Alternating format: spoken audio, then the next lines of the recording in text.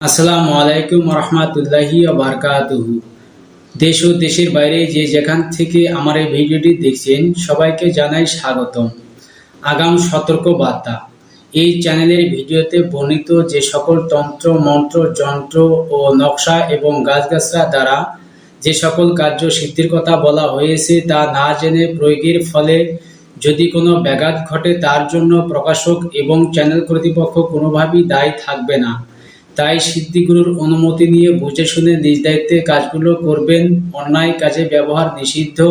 আমি তান্ত্রিক ইব্রাহিম চিস্তি। আমি আবারও হাজির হলাম আপনাদের মধ্যে বিচ্ছেদ করিবার শক্তিশালী একটি টটকা নিয়ে। তো এই টটকা দ্বারা আপনারা কিন্তু অতি সহজে অনায়াসে কিন্তু যে কোনো গোত্রে যে কোনো পরিবারের বিচ্ছেদ বা ঝামেলা সৃষ্টি করতে পারবেন। তো এই কাজটি কিন্তু খারাপ কাজ। তো এই কাজটি সহজে কেউ করবেন না, যাতে খারাপ কাজ ভালো না। তাই আপনারা এই কাজগুলো করতে অবশ্যই চিন্তা ভাবনা করে করবেন যে এই কাজটি করা ভালো হবে না খারাপ হবে।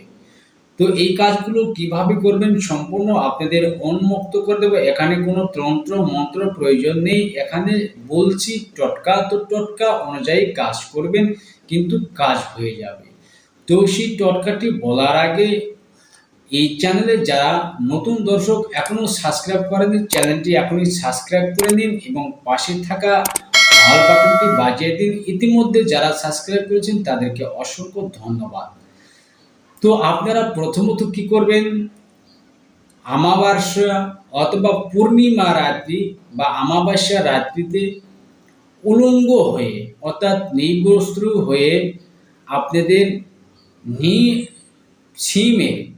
সিম গাছের উত্তরমুখী যেই শিকড়টা গেছেন ওই শিকড়টি আপনাদের তুলে নিতে হবে। আর এটি কিভাবে তুলবেন সেটি আপনাদের জানার বিষয় আছে, আপনারা টেনে তুললেই হবে না।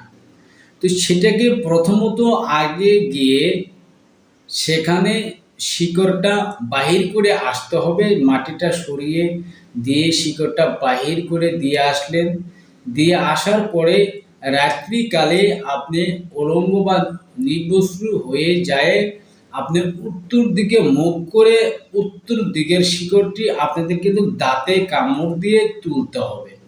অর্থাৎ মুখ দিয়ে তুলতে হবে, হাত দিয়ে আপনি ওই সময় স্পর্শ করতে পারবেন না, দাঁতে কামড় দিয়ে তুলে নিয়ে আসতে হবে, শিরা তুলে নিয়ে আসতে হবে। তুলে নিয়ে আসার পরে ওই শিকড়টি যে কোনো ঘরে বা যে কোনো গৃহে আপনি কাটে কিছুটা ফালাইয়ে দিবেন।